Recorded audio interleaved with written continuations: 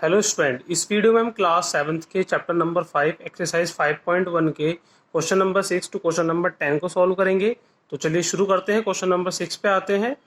In the given figure angle 1 and angle 2 are supplementary angles. If angle 1 is decreased, so what change should take place in angle 2 so that both the angle still remain supplementary. तो समझिए question क्या कहना चाह रहा है।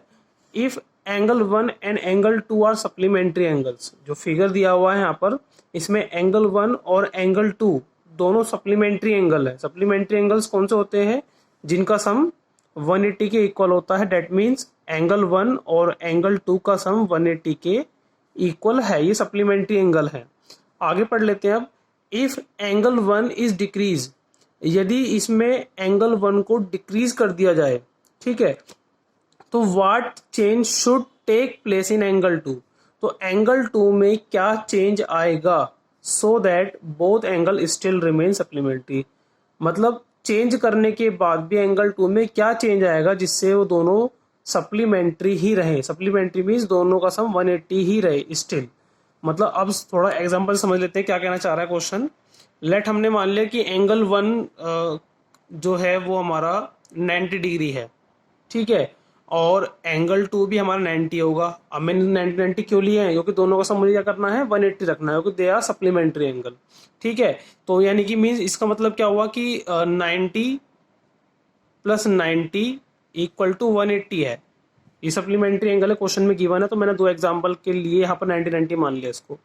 अब question में क्या कह रहा था कि इफ एंगल 1 इज डिक्रीज, यदि एंगल 1 को डिक्रीज कर दिया जाए, ठीक है। अब डिक्रीज कितना भी कर सकते हैं इसमें। मैंने मान लिया कि 90 को डिक्रीज करके मैंने इसको 70 कर लिया, यानी कितना डिफरेंस हुआ है? पर 20 का डिफरेंस हुआ, ठीक है।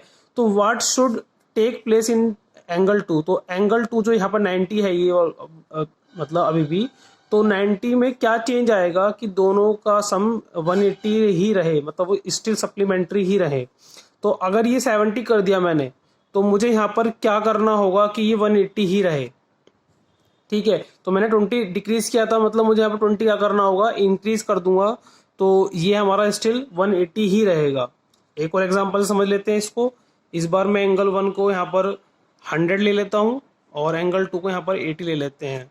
तो क्वेश्चन क्या कह रहा है कि यदि एंगल 1 और 2 सप्लीमेंट्री एंगल है और उसमें एंगल 1 को डिक्रीज कर दें हम। डिक्रीज मतलब यहाँ पर हम इसे कर लेते हैं 80 कर लेते हैं, ठीक है।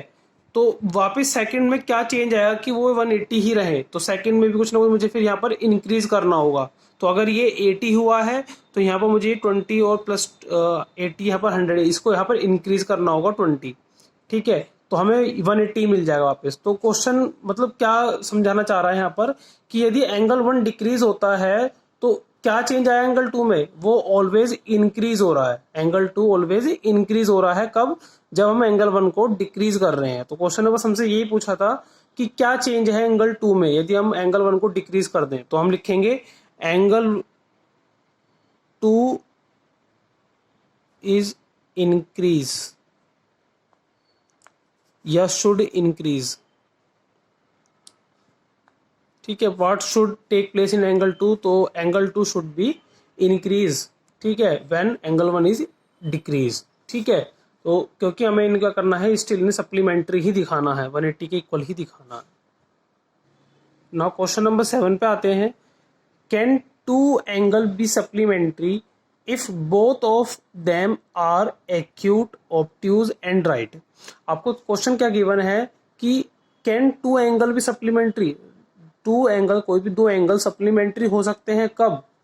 If both of them are acute, यदि वो दोनों ही एक्यूट हो, या दोनों ही ऑब्ट्यूज हो, या दोनों ही राइट एंगल हो। तो ये आपको सिर्फ चेक करना है कि अगर दो एंगल एक्यूट होंगे, ठीक है, तो स्टिल दे आर सप्लीमेंट्री, मतलब उनका सम 180 के इक्वल होगा। तो मैं यहाँ पे मान लेता हूँ पहले एक्यूट एंगल होते कौन से हैं। एक्यूट एंगल, ठीक है, जो लेस देन 90 होते हैं। 90 से छोटे, 0 से बड़े और 90 से छोटे जितने भी एंगल होते हैं वो सारे हमारे एक्यूट होते हैं। 90 नहीं लेना है उसमें हमें, 90 से छोटे छोटे 89, 88, 87 इस तरह से। तो 90 छोटे जितने भी एंगल उन एक्यूट एंगल हो गए। तो ऐसे आपको दो एक्यूट एंगल लेने हैं दे आर सप्लीमेंट्री, जिनका सम 180 के इक्वल होगा। तो हम देख लेते हैं कि क्या दो एक्यूट एंगल का सम 180 के इक्वल आता है या नहीं। तो मैं 90 तो लूंगा नहीं, ठीक है, 90 छोटा, मैं 89 ले लेता हूँ। अगर 89 ही आ जाता है ऐड करके तो हो सकता है फिर आगे और भी आ जाए। तो मैं देख लेता हूँ, यहाँ पर 89 लिया मैंने एक एक्यूट एंगल, और दूसरा भी 89 लेके देख लिया, ठीक है, कोई भी दो एक्यूट एंगल मैंने यहाँ लेके देख लिए। तो 89 और 89 को जब मैंने ऐड किया तो ये तो यहाँ पर आया है 178 डिग्री, ठीक है, लेकिन हमें क्या चाहिए था 180। आप इसको 88 से करके भी देख लें, 87 से करके देख लें, 86 से भी करके देख लें।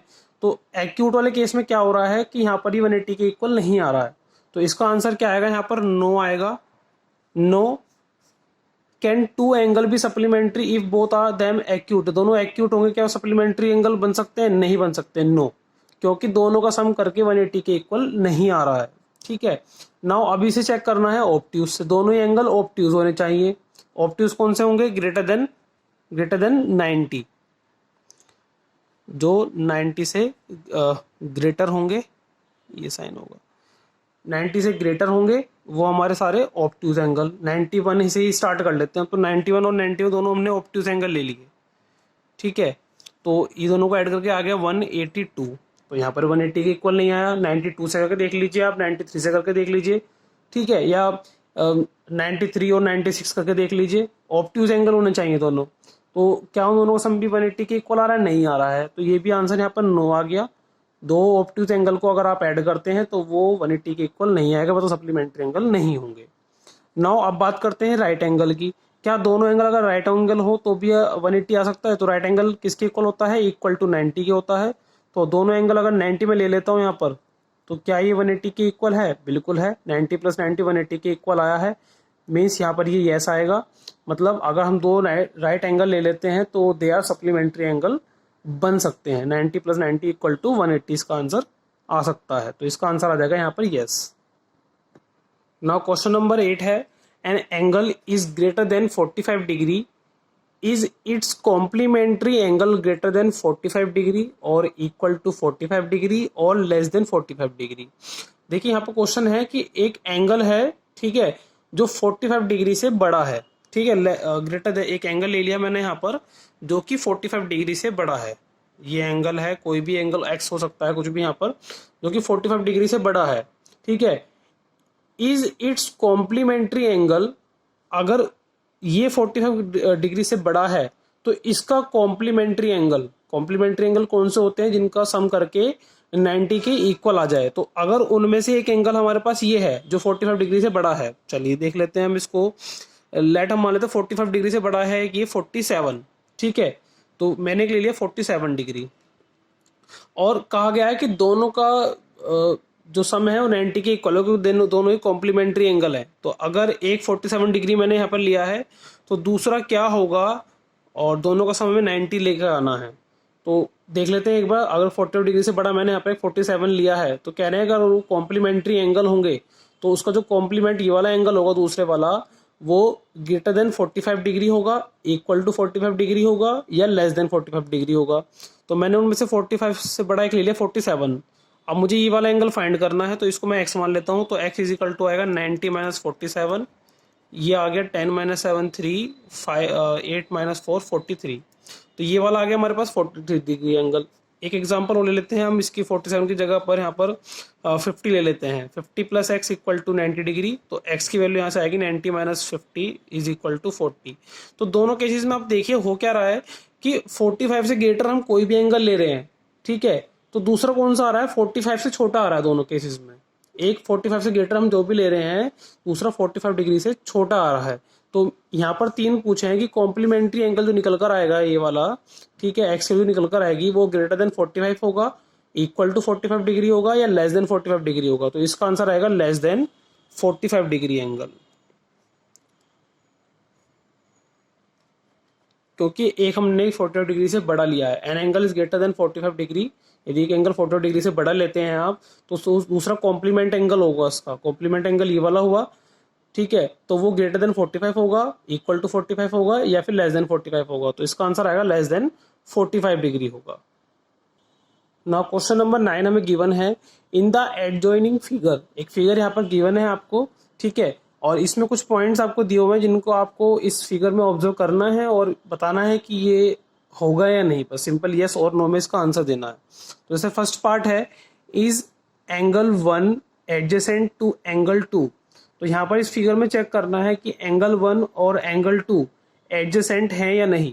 अब आपने इंट्रोडक्शन वीडियो पढ़ा था एडजेसेंट एंगल्स कौन से होते हैं, जिसमें आपको 3 प्रॉपर्टी को सेटिस्फाई करना होता है। तो उसमें 3 प्रॉपर्टी होती क्या है कि दोनों एंगल एक कॉमन वर्टेक्स पे होने चाहिए, दोनों में एक कॉमन आर्म होनी चाहिए और 2 नॉन कॉमन आर्म होनी चाहिए। 2 नॉन कॉमन मतलब अगर दूसरे एंगल में ऑब्जर्व करें तो उस पहले वाले में नहीं आएगी कोई एक, और अगर पहले वाले में ऑब्जर्व तो दूसरे वाले में नहीं आएगी। कैसे देख लेते हैं एक बार। जैसे आपको एंगल 1 और एंगल 2 को ऑब्जर्व करना है एडजेसेंट है या नहीं, तो एंगल 1 और एंगल 2, ठीक है। बाकी फिगर को आप स्किप कर दीजिए, बाकी फिगर को आप मत देखिए। तो एंगल 1 और एंगल 2, ठीक है। तो एंगल 1 को अगर हम देखते हैं तो ए ओ सी, इसको यहाँ पर ओ ले लेते हैं, ए ओ सी और सी ओ ई, ये दोनों एंगल हैं। तो देखिए आप ए ओ सी, ओ वर्टेक्स दोनों में कॉमन है, ए ओ सी में भी और सी ओ ई में भी, ठीक है। ओ वर्टेक्स कॉमन है दोनों में, ओ सी रे कॉमन आ रही है, ठीक है, सेकेंड पॉइंट में। और अगर इस एंगल को पढ़ते हैं तो ये वाली एंगल नॉन कॉमन है, और अगर इस एंगल को देखते हैं तो ये वाले नॉन कॉमन है, मतलब 2 नॉन कॉमन रे अलग से हैं इसमें। मींस एंगल 1 और एंगल 2 एडजेसेंट हैं। तो इसका आंसर आप यहाँ लिख देंगे yes they are adjacent angle, क्योंकि तीनों ही कंडीशन सेटिस्फाई यहाँ पर हो रही है। उसके बाद इन angle A O C adjacent to angle A O C और ए ओ ई, क्या दोनों एंगल ए ओ सी और ए ओ ई यहाँ पर एडजेसेंट है या नहीं। तो ए ओ सी एंगल 1, ठीक है, और दूसरा कौन सा है ए ओ ई, ये पूरा कंप्लीट एंगल। एक तो हो गया ए ओ सी और एक ए ओ ई, ये पूरा कंप्लीट एंगल, क्या दोनों एडजेसेंट हैं या नहीं। देख लेते हैं। पहला तो ए ओ सी में और ए ओ ई में दोनों में ओ कॉमन वर्टेक्स आ रहा है, बिल्कुल सही है, ठीक है, पहली प्रॉपर्टी क्लियर है। दूसरा ए ओ सी और ए ओ ई, ओ ए दोनों में कॉमन रे भी है, ठीक है, सेकंड पॉइंट भी क्लियर होता है यहाँ पर। थर्ड उसके बाद नॉन कॉमन रे भी देखनी है, 2 नॉन कॉमन रे। तो देखिए यहाँ पर ओ ए दोनों में कॉमन आ गया, तो नॉन कॉमन जो होंगी वो दोनों होंगी ये वाली, ठीक है, नॉन कॉमन दोनों में ये वाली होगी। तो अगर इस एंगल को पढ़ते हैं, इस एंगल को देखते हैं तो ये अलग हो गई, और इस एंगल को देखते हैं, ठीक है, तो ये वाली अलग हो गई। लेकिन दोनों ही मतलब नॉन एक ही साइड की तरफ आ रही है, दोनों ही एक ही साइड की तरफ आ रही है। जबकि क्या उस वाले केस में क्या था कि ये वाले एंगल में ये दोनों इस साइड थी इसके, और ये वाले इसके साइड थी इधर, ठीक है। लेकिन इसमें क्या हो रहा है, कॉमन रे के दोनों तरफ ही आ रही है, ये नॉन कॉमन ये भी यहीं आ रही है और ये भी यहीं आ रही है, दोनों आसपास ही आ रही है। तो यहाँ पर ये वाली कंडीशन सेटिस्फाई यहाँ पर नहीं होती है, एक ही साइड पे दोनों आ रही है। तो इसका आंसर आ जाएगा यहाँ पर नो, ठीक है, ये वाली एडजेसेंट नहीं होगी। तीसरा उसके बाद do angle C O E and E O D form a linear pair. अब लीनियर पेयर एंगल कौन से होते हैं, जिनका सम 180 के इक्वल होता है और वो एक स्ट्रेट लाइन पर होते हैं। तो सी ओ ई एंगल 2 हो गया वाला, ठीक है, और ई ओ डी ये पूरा कंप्लीट एंगल, ठीक है। तो सी ओ ई ये वाला एंगल और ये आगे कंप्लीट एंगल, तो मतलब पूरा एक यहाँ से यहाँ तक पूरा एंगल बन रहा है।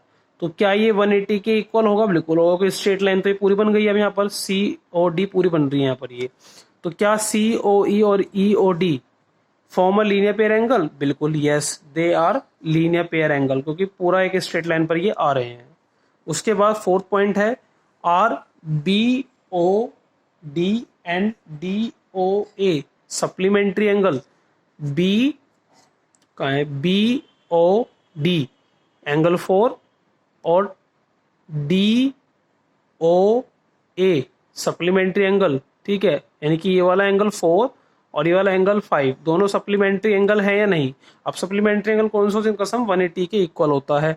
तो अगर मैं इन दोनों को चेक करूँ तो ये स्ट्रेट लाइन पे तो आ रहे हैं, तो ये इनका सम 180 के इक्वल तो होना ही है लीनियर पेयर से। तो ये सप्लीमेंट्री एंगल भी है, क्योंकि इनका सम 180 के इक्वल आ रहा है। तो इनको लिख देंगे हम यस ये सप्लीमेंट्री एंगल है। उसके बाद is angle 1 vertically opposite to angle 4। अब एंगल 1 और एंगल 4 और एंगल 1 क्या दोनों वर्टिकल अपोजिट एंगल हैं या नहीं। तो इसके लिए बस आपको क्या चेक करना है कि दो लाइन इंटरसेक्ट कर रही हैं या नहीं। तो अगर इस लाइन को ऑब्जर्व करें आप, ए बी और सी डी को ऑब्जर्व करें, दोनों इंटरसेक्ट कर रही हैं पॉइंट ओ पर, तो यहाँ पर जो एंगल 1 है ये वाला जस्ट इसके अपोजिट वर्टिकल आ रहा है, एंगल 1 और एंगल 4 के, तो they are vertically opposite angle. तो यस लिख देंगे, they are vertically opposite angle, क्योंकि दोनों लाइन इंटरसेक्ट कर रही हैं ए बी और सी डी। इसके बाद what is the vertical opposite angle of angle 5। Angle 5 का वर्टिकल एंगल कौन सा होगा। तो क्रॉस में अगर आप देखें तो 1 4 के इक्वल आता है, तो 5 जो होगा वो कम्प्लीटली 2 और 3 के इक्वल होगा। तो लिखेंगे एंगल 2 प्लस एंगल 3, दोनों को ऐड करने के बाद एंगल 5 के वर्टिकल अपोजिट एंगल ये दिखाई देगा, मतलब पूरा कंप्लीट आएगा यहाँ से यहाँ तक। तो 2 प्लस 3 दोनों को ऐड करके एंगल 5 का वर्टिकल एंगल आ जाएगा ये। तो this was the question number 9। Now coming to the question number 10। Now question number 10 में गिवन है indicate which pair of angles are vertical opposite angles and linear pair angle. तो अब बस आपको सिर्फ इंडिकेट करना है, यहाँ पर शो करना है कि in pair of angle vertical angle कौन कौन से हैं और लीनियर पेयर एंगल कौन से हैं। तो पहले वर्टिकल पे आ जाते हैं। वर्टिकल अपोजिट एंगल के लिए आपको क्या देखना होता है कि दो लाइन इंटरसेक्ट करनी चाहिए। तो यहाँ पर 2 लाइन को अगर हम देखें तो कम्प्लीटली यहाँ पर एक ही लाइन और एक ही लाइन दोनों इंटरसेक्ट कर रही है दूसरे को, कम्प्लीटली पूरे इंटरसेक्ट कर रही है। तो इंटरसेक्शन पॉइंट पे देखें, यहाँ पर इस पॉइंट पर ये और ये वाला एंगल वर्टिकल है, इस लाइन को आप स्किप कर दें, यहाँ पर ये इसको ना ऑब्जर्व करें आप, तो 2 लाइन इंटरसेक्ट ये कर रही है बस। तो एंगल 1 और एंगल 4 यहाँ पर वर्टिकल अपोजिट एंगल है, पेयर है, तो लिख देंगे एंगल 1 और एंगल 4। एक पेयर तो ये बना है। दूसरा उसके बाद एक पेयर यहाँ पर एंगल 5 और 2 और 3 दोनों को ऐड करके, तो एक हो गया हमारा यहाँ पर एक पेयर तो ये बन गया। और दूसरा पेयर बनाया हमारा एंगल 5 और एंगल 2 प्लस एंगल 3, इन दोनों को ऐड करके जो 5 के इक्वल होगा वर्टिकल अपोजिट एंगल में, तो एक पेयर ये वाला बन गया हमारा। तो ये हमारे वर्टिकल अपोजिट एंगल हो गए।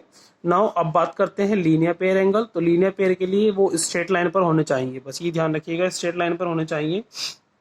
तो स्ट्रेट लाइन यहाँ पर एक तो लाइन ये बनी है यहाँ पर स्ट्रेट, ठीक है। तो यहाँ पर पेयर कौन कौन से बन रहे हैं, 1 और 5, दोनों ही लीनियर पेयर एंगल है। तो मैंने यहाँ पर लिखा इनको 1 एंड एंगल 5, ये लीनियर पेयर हो गए। उसके बाद अगर इस लाइन को ऑब्जर्व करें, इस लाइन को ऑब्जर्व करें तो ये तीनों एंगल ही बन रहे हैं। अगर इस लाइन को ऑब्जर्व करें स्ट्रेट लाइन, तो ये तीनों एंगल ही बन रहे हैं। और इस लाइन को स्ट्रेट करें तो 4 और 5 बन रहे हैं। तो आप कोई से भी पेयर लिख सकते हैं यहाँ पर। तो मैंने एक तो स्ट्रेट लाइन पर इस पर 1 और 5 को ले लिया, और एक इसको लाइन मानकर स्ट्रेट यहाँ पर 5 और 4 को ले लिया, ठीक है। तो आप इसके अलावा और भी लिख सकते हैं, एक ही लाइन इसको स्ट्रेट मान नीचे की तरफ के जो है इनको भी लीनियर पेयर मान सकते हैं, और इस लाइन पे इधर इन तीनों को भी लीनियर पेयर ले सकते हैं। तो सिर्फ 2 पेयर हमने बताने थे, तो 1 और 5 ले लिया, और यहाँ पर 5 और 4 ले लिया। बाकी सब देखिए यहाँ पर ये 3 एंगल है और ये भी 3 एंगल है। तो हमें सिर्फ पेयर बताना है, तो हमें सिर्फ 2 2 वाला लेना होगा। एक तो 1 और 5 है और एक 5 और 4 है। तो ये हमारे लीनियर पेयर एंगल यहाँ पर शो हो गए। तो ये हमारा क्वेश्चन नंबर 10 यहाँ पर था। नाउ एक्सरसाइज 5.1 क्वेश्चन नंबर 10 तक यहाँ कंप्लीट होता है। Thank you.